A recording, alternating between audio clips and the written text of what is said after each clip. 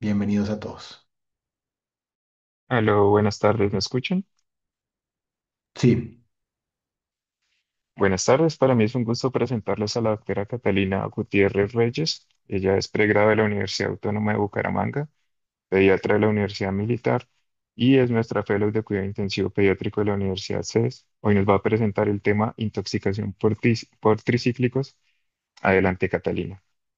Muchas gracias, doctor. Bueno, buenas tardes a todos. Entonces, el día de hoy vamos a hablar de intoxicación por tricíclicos. La propuesta para el día de hoy, creo que no me... La propuesta para el día de hoy entonces es hablar inicialmente una introducción y epidemiología, cuál es la farmacología y cómo interactúa en la toxicidad por los tricíclicos, cuál va a ser ese compromiso orgánico, un manejo que debemos dar y unas pequeñas conclusiones. Entonces, en cuanto a la introducción y la epidemiología, los antidepresivos tricíclicos tienen una importante morbimortalidad. Una utilidad clínica que está dada más o menos desde hace 40 años, pero que en las últimas 2 décadas ha venido en aumento. Lo que se ha visto es que la intoxicación por antidepresivos tricíclicos tiene más o menos o data la investigación desde 1960, donde se documentaron las primeras intoxicaciones. Pero hoy en día sabemos que es la segunda causa más frecuente de intoxicación y de esto la más frecuente es la amitriptilina. Digamos que podríamos decir que hay un espectro de toxicidad único y es que hay unos efectos que son predominantemente cardiovasculares y neurológicos. Sin embargo, hay otras patologías o hay otros mecanismos de toxicidad que también se pueden presentar con otras manifestaciones clínicas. Cuando nosotros hablamos de exposición aguda, estamos hablando de esa ingesta en un periodo menor a 8 horas y podemos clasificar en una ingesta que es no intencional y es esa ingesta accidental, especialmente en los menores de 6 años, menores de 5 años o en esa ingesta que es intencional y especialmente la vemos de forma voluntaria y predominantemente en nuestros pacientes adolescentes. Pero existe otro tipo de toxicidad y es la toxicidad por uso repetido o incluso de forma terapéutica que pudiéramos estar dando un tricíclico y exista toxicidad por estos mismos. Entonces, cuando nosotros vemos la epidemiología, la Asociación Americana de Centros de Control de Intoxicaciones nos dice que más o menos son 32.000 exposiciones año por tricíclicos en los menores de 19 años y que de estos es no intencional en el 32% de los casos y para los menores de 6 años un 9% de los casos. La mortalidad por antidepresivos tiene una mortalidad muy alta específicamente por los de tipo tricíclico que alcanza hasta el 97%. Para el año 2022 se documentaron intoxicaciones por tricíclicos en el 5,6% de niños, una mortalidad muy alta de este volumen de pacientes de 1,24%. Cuando nosotros decimos esto, pues hay que hablar un poco de la farmacología y entender muy bien qué es lo que pasa con este tipo de medicamentos. El primer antidepresivo tricíclico que se utilizó, el que fue la imipramina en 1945, y lo que se quería buscar era un antipsicótico que fuera muy seguro y que fuera más eficaz que los otros. Digamos que la utilidad en este momento como antipsicótico no, porque no tiene unos efectos que se pueda uno beneficiar de los mismos. Los antidepresivos tricíclicos, como su nombre nos lo indica, son estructuras de tres anillos, pero más recientemente los nuevos fármacos son tetracíclicos. Tiene una utilidad tanto para la depresión como para manejos del dolor y en niños las indicaciones van desde ataques de pánico, la ansiedad, trastornos fóbicos, convulsivos, alimentarios, trastornos de déficit de hiperactividad y déficit de atención y otros síndromes dolorosos. Cuando nosotros podemos decir cuál es la farmacodinamia, digamos que los tricíclicos se clasifican en aminas secundarias y en aminas terciarias. Su principal mecanismo es una inhibición de la recaptación de noradrenalina, dopamina y serotonina, pero que hace unos efectos que también son muy importantes y es por un bloqueo de receptores adrenérgicos, alfa 1 principalmente, dopaminérgicos, histaminérgicos y muscarínicos. Vamos a clasificar que tiene unos efectos que son a corto plazo y otros efectos que son a mediano o largo plazo. Esos efectos a corto plazo están dados por un bloqueo en la captación neuronal de aminas, un aumento de las neurotransmisores en la biofase, pero hay una disminución del recambio de los neurotransmisores y también una disminución de la descarga neuronal. Y a largo plazo hay una regulación a la baja de los receptores beta adrenérgicos con una subsensibilidad al estímulo beta del AMP cíclico. Entonces va a haber unos cambios en los adrenoreceptores alfa y receptores serotoninérgicos. No solo se puede ver este tipo de cosas, este tipo de bloqueos que son los que nos van a dar toda la clínica de nuestros pacientes, sino que también vamos a ver un bloqueo de canales rápidos de sodio y rectificadores de potasio.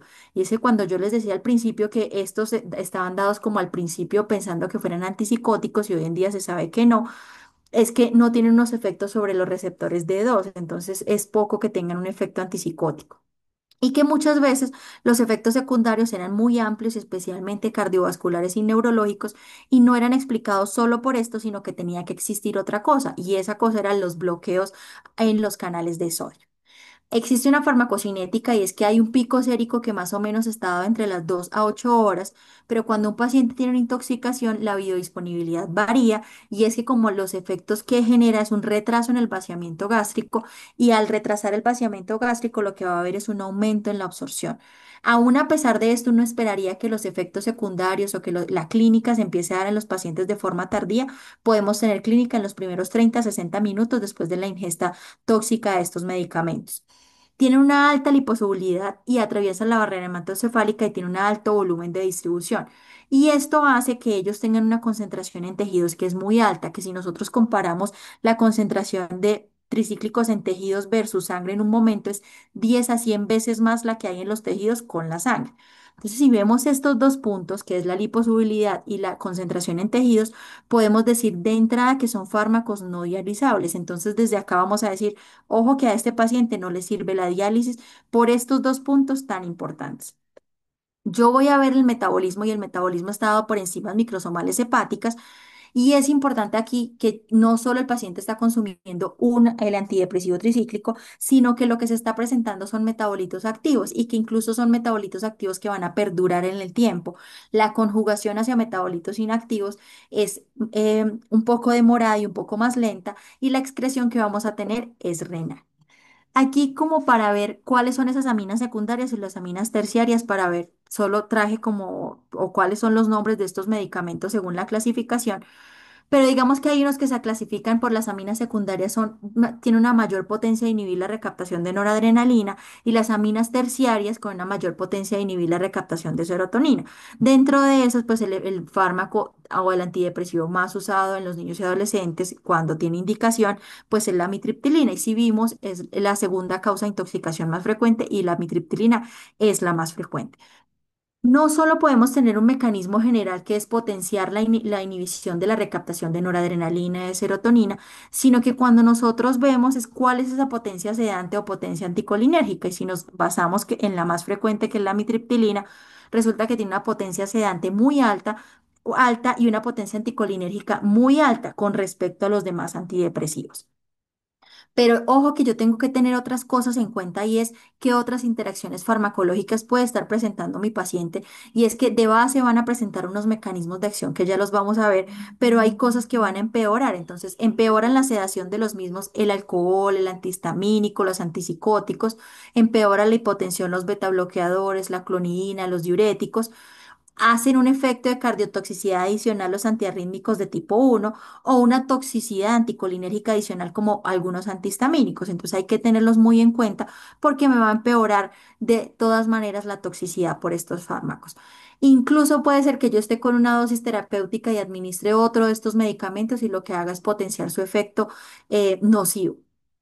¿Cuáles son esos efectos tóxicos que vamos a presentar? Entonces, dependiendo de su mecanismo de acción, voy a presentar diversos mecanismos tóxicos, pero hoy en día se sabe que cuatro son los principales, y es la inhibición de la recaptación de noradrenalina, el bloqueo alfa-adrenérgico que es directo, el efecto estabilizador de la membrana y una acción anticolinérgica.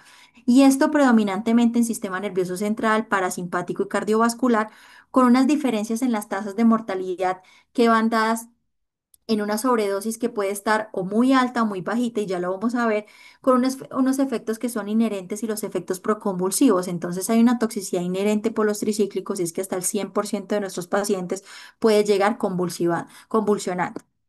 Entonces, dentro de los mecanismos, vamos a decir que tenemos una inhibición de la recaptación de la serotonina, noradrenalina y dopamina. Entonces, el efecto clínico es el antidepresivo, pero que de los toxindromes el paciente se puede presentar con mioclonías, hiperreflexia, síndrome serotoninérgico. Por bloqueo de los M1 anticolinérgicos, entonces el paciente va a presentar sedación, taquicardia, pero que si yo me voy a dosis tóxicas a nivel central, el paciente puede presentar agitación, delirio, confusión, sedación, coma. Y si es a nivel periférico, midriasis, retención urinario, taquicardia, el bloqueo de canales, entonces veíamos que no solo eran neurotransmisores u otros canales, sino que también teníamos canales de sodio que lo que va a hacer es prolongación del QRS, inhibición de los alfa 1 con vasodilatación y hipotensión, y esta hipotensión refractaria no responden a las catecolaminas y se necesitan otros medicamentos o incluso terapias extracorpóreas. Bloqueo histamínico que me puede llegar al paciente en coma, antagonismo GABA-A que lo que me va a producir es convulsiones o inhibición de los canales de potasio que también va a potenciar y va a generar una prolongación del QT. ¿Y cuál es la dosis tóxica? Entonces, si yo menciono todos estos mecanismos, no existe una dosis que yo diga a tal dosis hace esta inhibición de recaptación, a tal dosis bloquea los canales de sodio.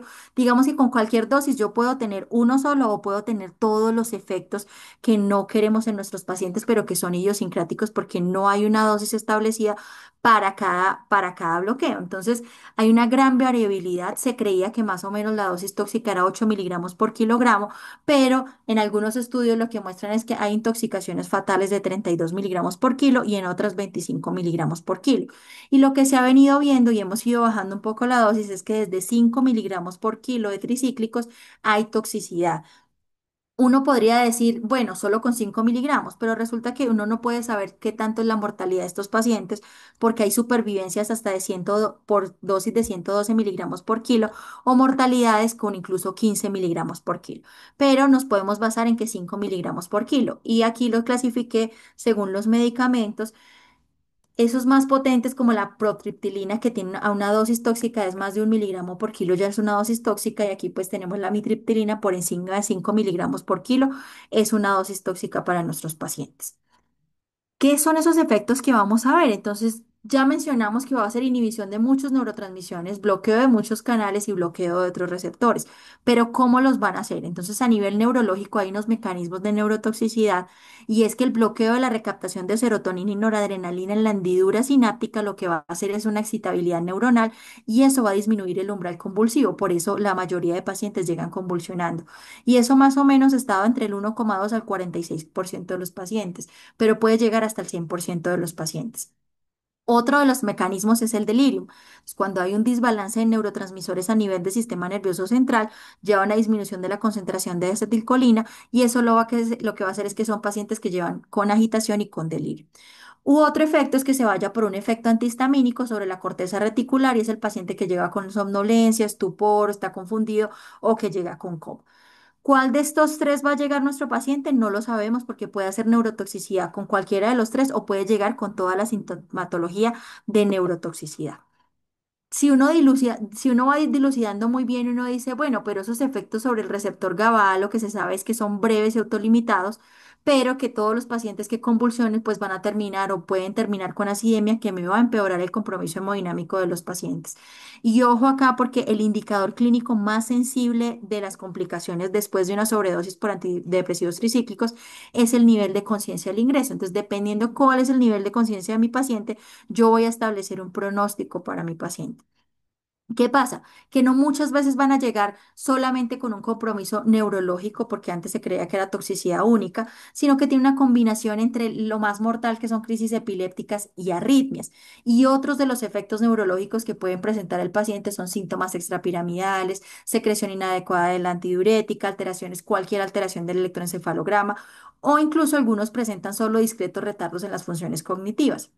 Otros pueden llegar con agitación, alucinaciones y en grados extremos delirio anticolinérgico es el paciente que llega con midriasis, con sequedad de mucosas y taquicardia. Y uno tiene que estar muy pendiente porque uno diría, bueno, solo llega con lo neurológico, pero ya les mencioné que llegan con algo combinado y es la afectación cardiovascular. ¿Cuál es esa toxicidad cardiovascular entonces? Principalmente estaba por antagonista de los receptores alfa 1, H1, H2, M, bloqueo de los canales de sodio y de los GEN-ER que lo que van a hacer, o el predominio es una prolongación del QRS y una prolongación del QT. Estos pacientes hacen hipotensión refractaria y es la causa más frecuente de la muerte, pero resulta que los pacientes hacen arritmias tardías o muerte súbita, el paciente que fallece en la casa o el paciente que fallece en el hospital, porque la cardiotoxicidad está entre las primeras 24 a 48 horas, pero resulta que se ha visto que debido a su potencia anticolinérgica y en los niños y en los adolescentes, la cardiotoxicidad puede ocurrir hasta 5 días después de la ingesta. O sea, aquí vamos dejando otra cosa clara. El paciente puede que llegue con algo neurológico y cardiovascular en este momento no. Ojo, porque 5 días después de esa ingesta tóxica puede llegar a presentar cardiotoxicidad y por eso hay que estar muy pendientes. Cuando se mencionaban todo esto, entonces decíamos, no, sí, receptores alfa, los antihistamínicos, los muscarínicos. Resulta que el bloqueo de los canales de sodio es como la mayor potencia y hay que tener en cuenta los canales de sodio cardíacos. Cuando nosotros estamos hablando de la polarización de los ventrículos, vamos a hablar del canal rápido de sodio. Y cuando yo quiero, es como si yo ampliara ese canal de sodio. ¿Cómo es ese canal de sodio? El canal de sodio está dado por unas subunidades alfa y unas subunidades beta que lo van acompañando. Esas subunidades alfa, digamos que es el poro de la membrana, por decirlo así, está dado por cuatro dominios del D1 al D4 y tiene unos subsegmentos que son del S1 al S6. Esto me va a dar la conformación del canal de sodio y resulta que cuando yo tengo intoxicación por antidepresivos tricíclicos se puede afectar en cualquier estado del canal de sodio. Entonces va a haber una afectación en el estado activo, en el estado inactivo, en el estado cerrado. Por eso es que los efectos cardiovasculares de los antidepresivos tricíclicos son diversos y pueden darse incluso con dosis terapéuticas o con dosis muy leve y el paciente ya presente cardiotoxicidad. Y es porque se afecta el canal de sodio en todos sus estados. La arritmia más común, no diría la taquicardia sinusal, no es que sea la más común, es como la de presentación inicial. Si el paciente consulta inmediatamente, lo primero que vamos a ver es taquicardia sinusal, pero el paciente también puede llegar con bradiarritmias y bloqueos auriculoventriculares, las taquiarritmias, las supraventriculares o las ventriculares, que son las que dan la mayor mortalidad, la hipotensión, porque no solo vamos a tener una disminución de la contractilidad miocárdica, sino que va a haber una disminución de la resistencia vascular porque hay un bloqueo alfa-adrenérgico. O sea, yo no estoy solo por los bloqueos de los canales de sodio, sino que yo estoy también bloqueando otras cosas y en este caso son los alfa-adrenérgicos que están totalmente bloqueados y por eso la hipotensión es refractaria. Pero uno que otro paciente puede tener un efecto sobre el control simpático cardíaco y es por eso que uno que otro paciente llega con hipertensión. La muerte de los pacientes está dada por diversos mecanismos, si bien es cierto, la principal es cardiotoxicidad, puede ser por cualquiera de estas cosas. Entonces, no podemos quedar tranquilos si el paciente llega sin síntomas de cardiotoxicidad, porque recordemos que se puede dar 5 días después. La muerte súbita puede dar 5 días después. Puede ser que solo el paciente tenga taquicardia sinusal, pero es que hasta ahora esté empezando a afectar esos canales de sueño. Resulta que muchos pacientes no solo hacían trastorno de la conducción, sino que hacían otros trastornos. Resulta que la mitriptilina tiene un efecto muy potente sobre la angiogénesis, es a nivel vascular y endotelial. Es un inhibidor funcional de la esfingolmielinasa ácida, influye sobre ese flujo autofágico de la misma y lo que va a hacer es que hay una desregulación en la proliferación y migración de células endoteliales y en la angiogénesis.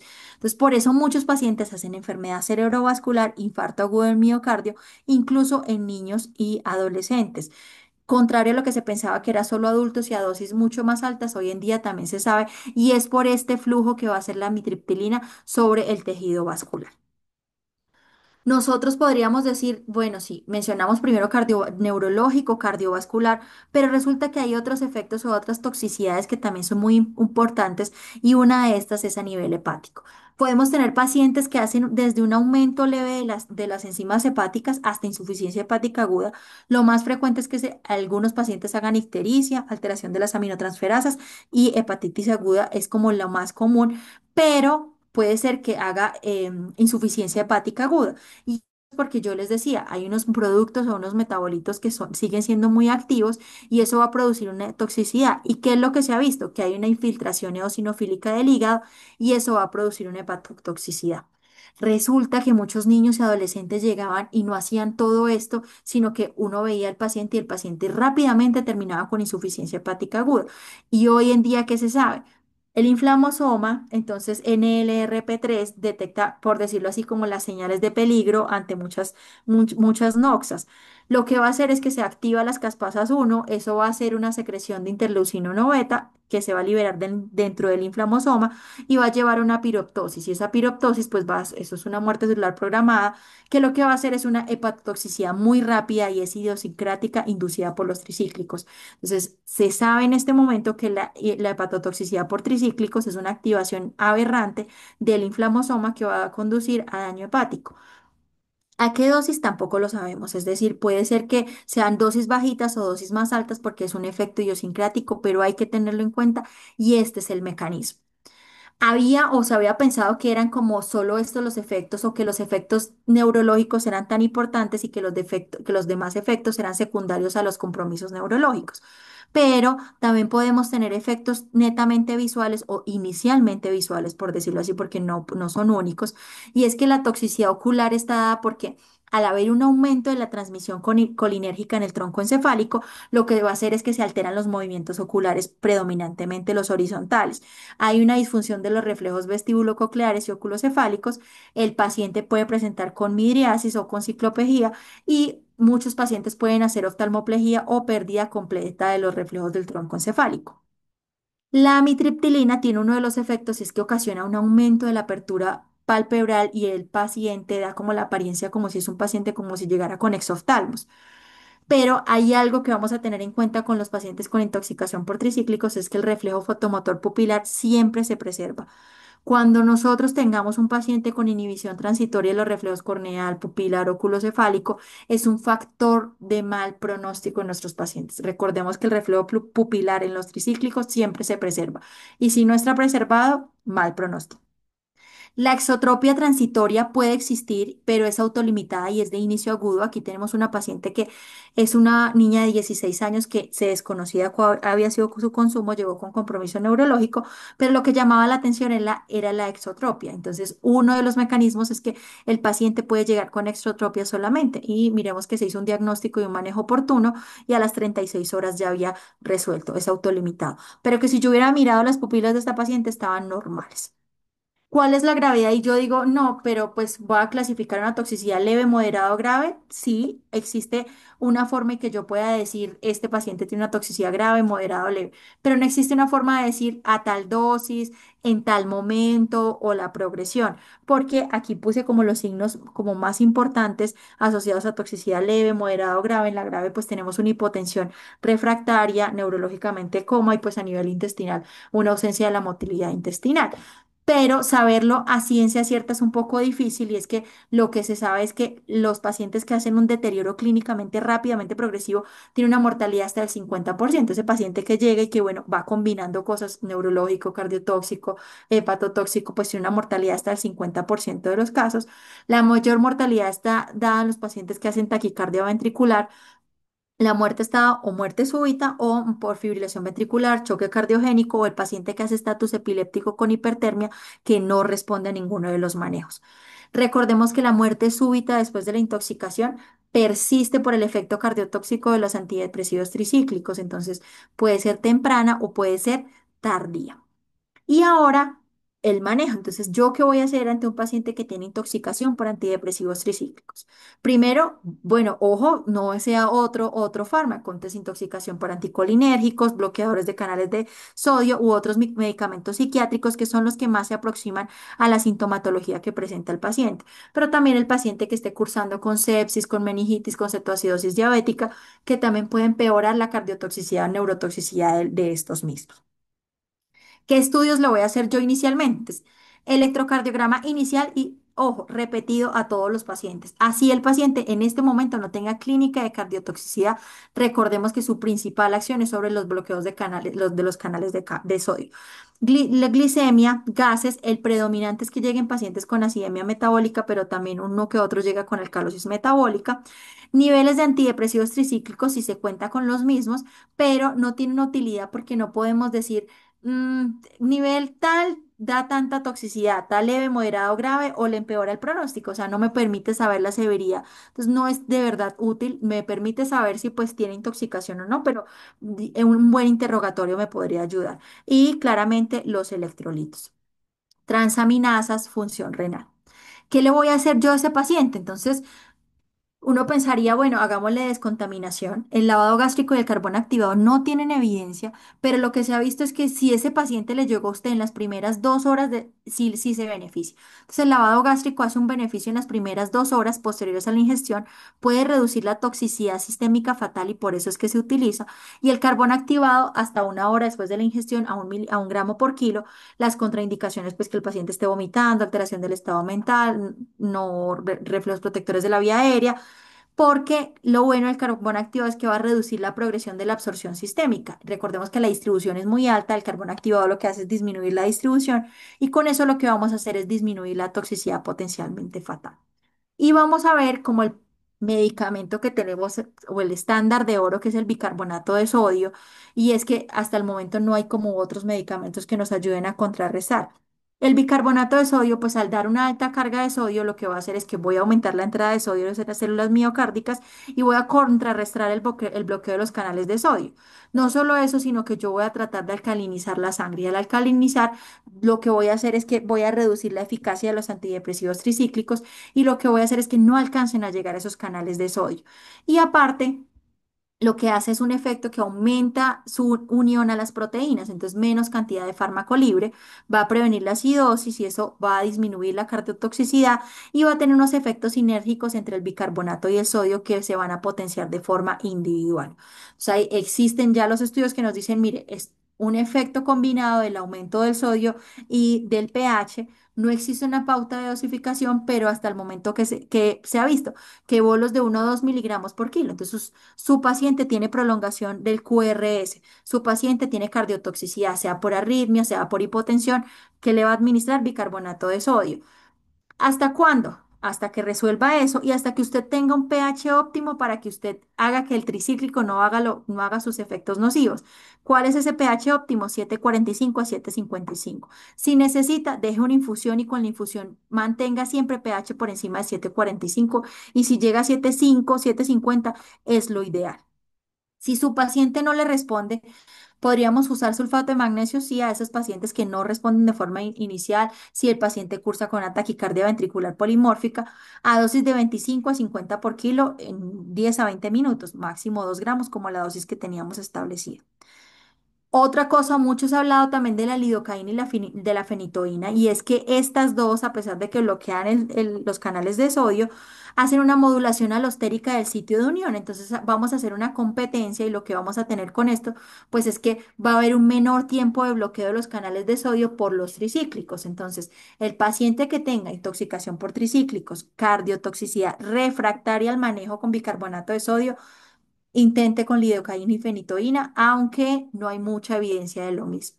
Si su paciente llega convulsionando, las benzodiazepinas son primera línea, siempre electroencefalograma y monitorice la rhabdomiolisis. A veces o se creía que sí sería que la fenitoína sería útil, pero digamos que cuando uno ve los algoritmos de convulsiones de entrada fenitoína, ¿no? También está el fenobarbital, pero no hay como un estándar que uno pueda decir sí, pero son pacientes que responden muy bien a las benzodiazepinas. Para las arritmias, entonces no utilice antiarrítmicos de la clase 1A, 1C, porque pues vamos a potenciar esa cardiotoxicidad. La lidocaína no tiene una evidencia aquí puntual para arritmias, ya vimos que es el paciente que no responde.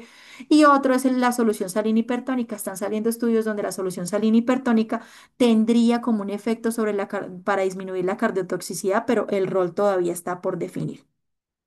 Y ese paciente que no le respondió, pues es el paciente que se beneficia de terapia extracorpórea. Entonces, no solo lo que yo mencioné de que el paciente tiene un volumen, los tricíclicos tienen un volumen de distribución muy alto, una alta unión a proteínas, una alta concentración en los tejidos, sino que son moléculas muy pequeñitas, 200 a 400 Dalton. Entonces, atraviesan todos los filtros, por eso no son dializables. Y aparte, pues van a tener unos efectos rebote. Pero si el paciente está refractario, los estudios nos han dicho que los pacientes que tienen choque refractario o hacen paro cardíaco se benefician de ECMO venoarterial en aquellos que no tengan una respuesta convencional. Y se ha asociado últimamente La hemoabsorción. La hemoabsorción ha tenido respuesta solo in vitro, clínicamente no. Los estudios que han hecho en forma clínica es miocardiopatía inducida por tricíclicos, pero el paciente que está en el momento en ECMO veno arterial, o sea, no solo hemoabsorción, sino que tiene que estar en ECMO para que tenga un beneficio. Entonces, se está avanzando un poco para ver si la hemoabsorción sería otra terapia, pero si mi paciente no responde, una terapia extracorpórea sería una ayuda. Algo que también se ha visto en la terapia de emulsión lipídica intravenosa y es que esto tiene una teoría de la disipación y es que si uno infunde una gran concentración de lípidos, lo que yo voy a hacer es que voy a aumentar como esa brecha. Entonces se aumenta la captación de fármacos por los lípidos, hace un efecto de volumen y pues va a tener un efecto que es cardiotónico. Y no solo esto, sino que va a mejorar la biodisponibilidad de los ácidos grasos libres y eso hace que haya una transferencia intramitocondrial de acilcarnitinas, eso va a mejorar el metabolismo regulado por fosforilación oxidativa y eso va a disminuir la cardiotoxicidad. En este momento no hay una dosis ni que podamos decir si ya lo podemos iniciar. Por ahora, pues están en estudios. Si yo tengo un paciente que tiene intoxicación por tricíclicos, acceso intravenoso, monitoreo de electrocardiograma, laboratorios, lavado gástrico si es menor a 1 hora y bicarbonato si no está contraindicado y también en la primera a segunda hora. Electrocardiograma con QRS y tenga en cuenta la edad de su paciente porque todos los algoritmos le dicen a 100, pero aquí lo puse y es el QRS de 3 a 8 años 80 milisegundos, 8 a 12 años 90 milisegundos y mayor a 12 años ya es igual que los adultos, mayor a 100 milisegundos. Entonces, si está prolongado, pues ese paciente se beneficia de bolo de bicarbonato de sodio, 1 a 2 mil equivalentes por kilo. Monitoreo electrocardiográfico continuo. Si el QRS sigue prolongado, repita el bolo hasta que mejore. O si el paciente sigue con hipotensión, recordemos que son refractarios a catecolaminas, pues también se puede administrar un segundo, un tercer bolo. Y deje una infusión de bicarbonato porque lo ideal es que mantenga pH por encima de 7,45 y lo ideal es 7,50, 7,55. Continúelos hasta 12 a 24 horas. Si su paciente no responde, le está dando el manejo de la ritmo, el manejo de la hipotensión y el paciente no responde, terapia extracorpórea. Para las convulsiones, alteración del estado de conciencia, si tiene compromiso de vía aérea, pues intubación orotraqueal y las benzodiazepinas serían esa primera línea si está convulsionando. Y si es ese paciente que usted necesita sedar y el paciente va a estar intubado, se ha visto que el goteo de propofol tiene una disminución sobre los efectos que hacen los tricíclicos. Entonces, una buena idea sería dejarlo con goteo de propofol.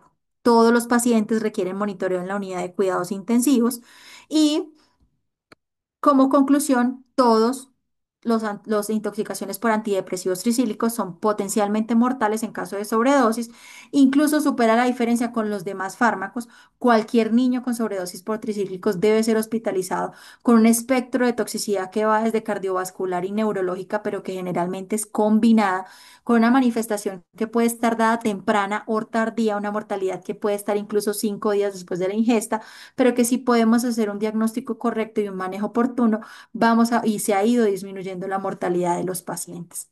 Muchísimas gracias.